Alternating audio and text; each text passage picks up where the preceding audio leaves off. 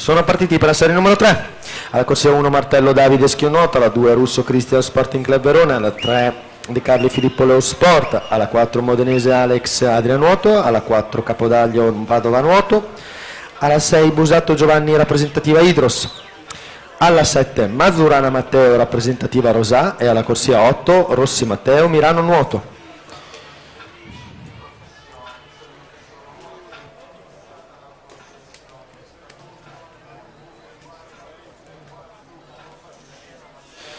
Sono pronti anche per la serie numero 2, la prossima in programma, la corsia 1 Caranza Giacomo Formazione Bentegodi, in corsia 2 Coan Giovanni Nottoli Nuoto 74,